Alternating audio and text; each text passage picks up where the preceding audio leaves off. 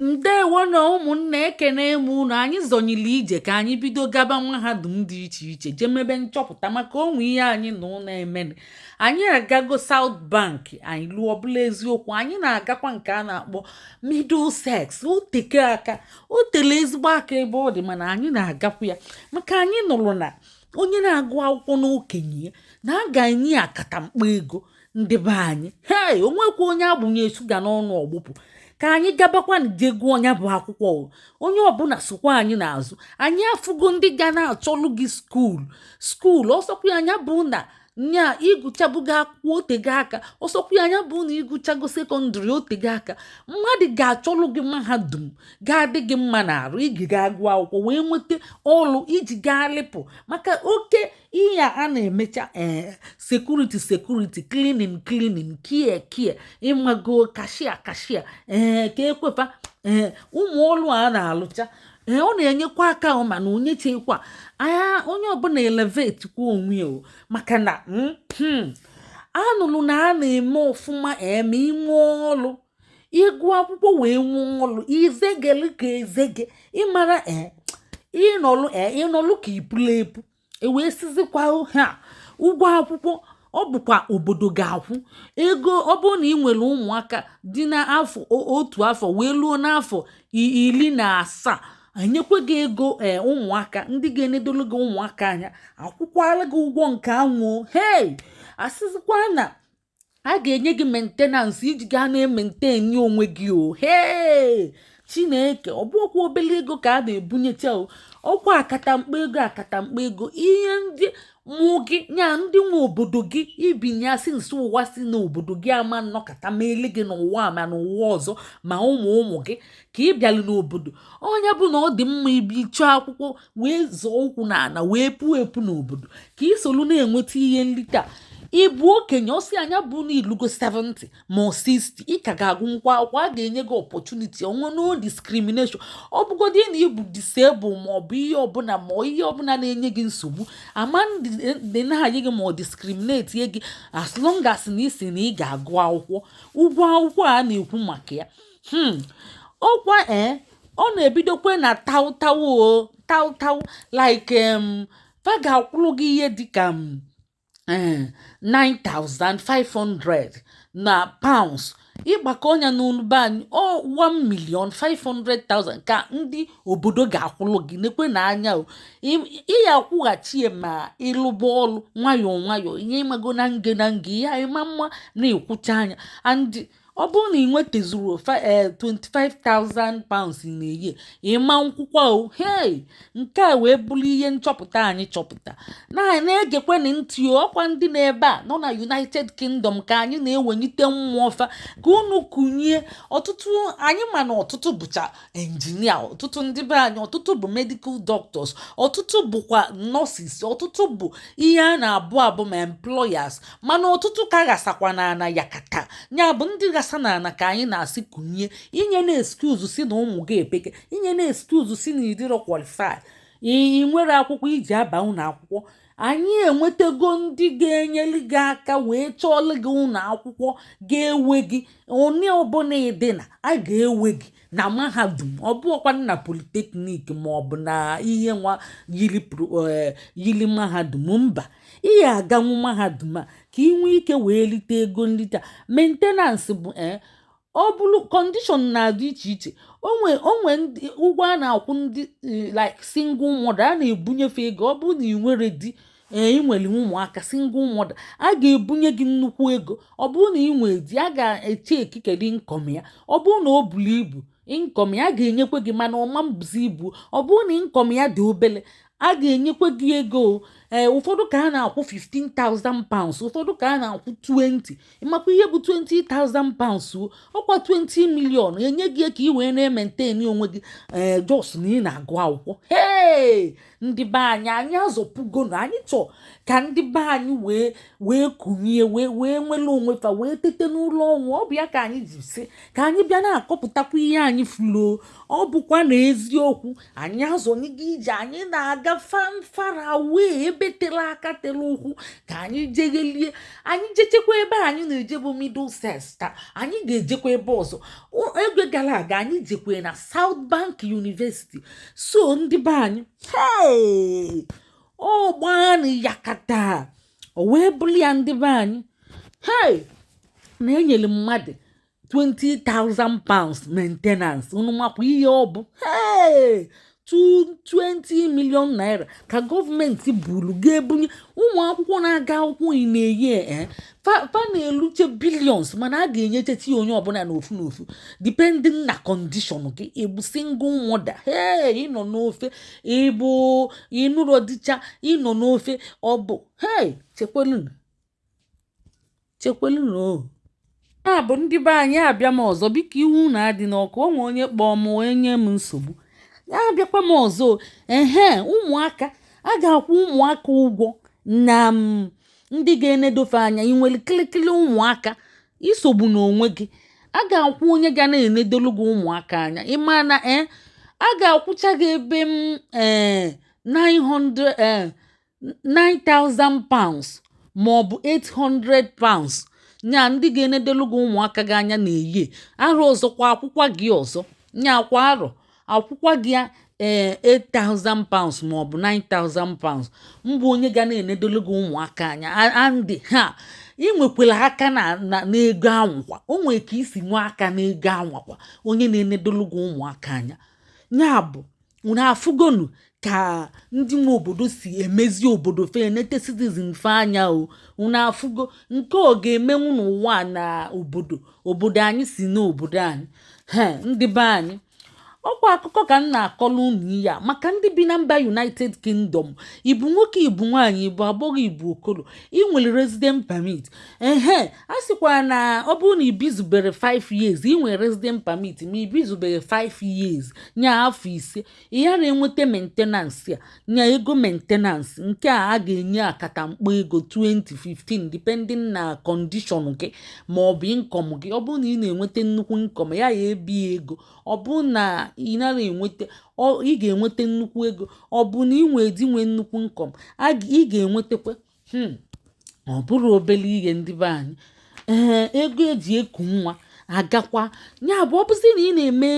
nursing nya bụ health related course emekwa apply na NHS support fund learning support fund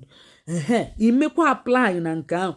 fenyekwe gị 5,000 pounds every year 5,000 pounds every year agbakọ ya na naira ọ pụtakwa 5 million naira n'onube anyị na-afụgo ihe ndị nwe obodo na-enye ndị NHS dị ya motivate ka ndị mmadụ nwee ike gụba health related course maka ihe pandemic imefu ihe ofe luzuo many things luzuo ndị health workers ụfọdụ gbara ọsọ ụfọdụ ịmago fanalak nke bụ eziokwu bụ na fanalak workers na health related settings so fanalak ya mgbe niile ya bụ ịchọ ime course ịnọ n'obodo nọọsụ na ị ga-enyere gị aka ebe ọbụla ị nọ na ị ga-enweta nwa ọrụ ịga US ịga Canada ịga Australia ịga Ireland ebe ọbụla ị ga na-ekwe gị n'ọrụ ozugbo ọ bụ ọrụ na-enye opportunity ozugbo ị nazịrị be anyị ị ga-emeghe nwa ụlọ ọgwụ chere ndị doctors wee ata anyị na-enete ndị arụ adịrọ na-agwọ ọya ndị be anyị ya ka health related courses a dị wee dị mma adult nursing menye child nursing menye dental hygiene menye dental therapy menye diagnostic radiography menye learning disability nursing menye mental nke nọzi n'ofe nke a ka ụmụ nwoke na-emekarịzi ịbụrụ nwoke bịa mee mental nursing ego dị ya ọfụma operating department practitioner menye okwu unu maali nke a na-agwa unu operating department practitioner menye radiography menye paramedic menye opodiatry menye opodiatry menye dietitian menye speech and language therapy menye ọkwa ifulu ihe niile a ngụsisicha mma eweli etugbunye na comment section afa courses niile a na-agụsisi ọ bụrụ na ime nye health related courses a na-ekwu ị enweta extra 5,000 pounds ị na-eye mana ime ụda courses dị iche iche kọọsụ niile ji isi pụta ụwa imechi enye ị yara enwetakwa extra nke mmekwa ndị a ma ọ bụrụ na uche gị dị ya ma ọ bụrụ na ị chọrọ ime ọ bụkwa na ị chọrọ ime imebekwe nke uche gị gwa gị mmụọ gị gwa gị nya bụ courses niile a ngụsisicha mma ewelie kịta atụbunye na comment section ka ị na-aba ebe ahụ na-ewelie ị na-ekwela anyị national anthem anyị ndewo ndewo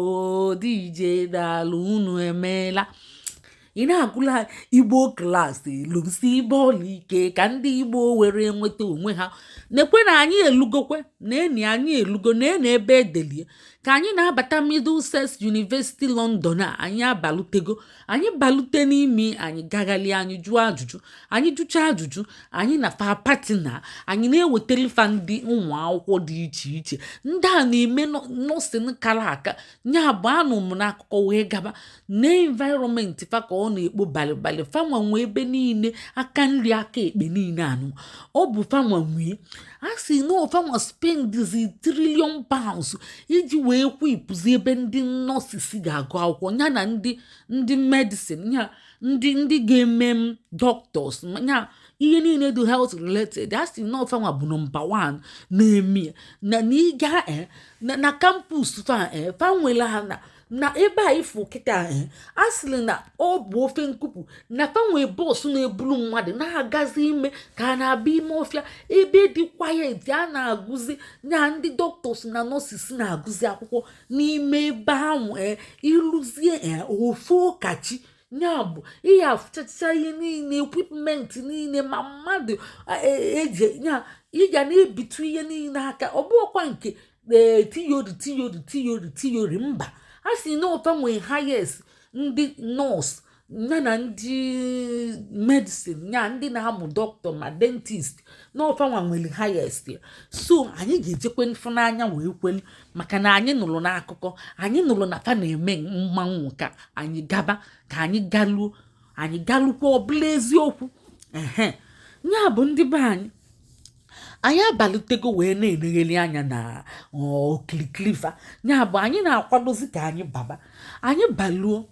anyị ga-afụkwa nke anyị ga-afụ anyị ga-akọwatakwali ya unu anyị ga-asịkwa unu na ọ dị mma anyị ga-asịkwa na ọ dịrọ mma ụfọdụ ihe akwụghị n'anya na building maka na a sịrị na ọ bụrụ jesi na-agba na ọ bụkwa sistem na-agba agụlụ ya n'egwu mgbe anyị na-eme anyị na-awanyite na sekọndịrị anyị na-eje sports ịma na mbụ athletic girl ịmago abụ m sprinter ya bụ Chineke double talent ya bụ anyị na-agụ ọ bụrụ jesi na-agba sistem na-agba ọ bụrụ jesi na-agba sistem na-agba ndị yi jesi anyị eyire jesi anyị pụta like this anyị sịkwa ndị anyị ka aka na-abala anyị mba ndị anyị ka aka anyị pụtakwa anyị sịkwafa na ọbụ ọkwa jesi na-agba na ọ bụkwa sistem na-agba ndị be anyị anyị abalugobe anyị ababago ime nwayọọ nwayọọ unu na-ekilikwa ụwa bịa kilie mmanwụ ụwa bịazie na kilie anyị ababago ime anyị ga-azọ n'ụkwụ wee baluo ime wee baluo wee weta akụkọ akọrọ mmiri wee bịa kọwalụ unu maka na anyị ihe ọbụla anyị na oge abalị ndị Igbo anyị ga-aga ebe ahụ ọdịmma ndị Igbo bụ aja dị n'ala na mba United Kingdom ndị Igbo gụnyere egwunye fapụrụ epu ka ume ndị Igbo dị ọtụtụ ọkwa emebe mmemme ndị Igbo ma ọ bụ lokal gọọmenti by lokal ifu ndị Igbo ịma na fadị ọtụtụ na mba United Kingdom onye kpụrụ ọkpụrụ nkiri onye bi odute nwunye onye bi odute nwanne ọ bụzi sponsorship a na-eme a na-edute ndị mmadụ fa na-edute nwanne fa ifuso ndị ego n'ụdalụ fa akwụ ya fadutelu nwanne fa agha Igbo bụkwa na enyi Igbo fụrụ onwe fa n'anya Igbo na-emekọrịta ndị ọzọ ji eme na anyị jelosi ọ bụ obi nwanne ka anyị ji azọnyi wee na-aga wee na-akọcha na ụmụ ihe a na-akọchacha akọ ya bụ kedu ego iwe ego akwụkwọ n'efu wee bido lụba ọlụ ịmakwalụ na ihe a onwere ebe ị gara eji fia aga ị ga-eji mụ ya wee gaa ọtụtụ ebe ịlụkwere na ego na ọlụ a sị na ime health related courses a nya bụ second year gị ebe a na-eme gị placement ebe ị na-eme placement ewegokwe gị n'ọlụ ewego gị n'ọlụ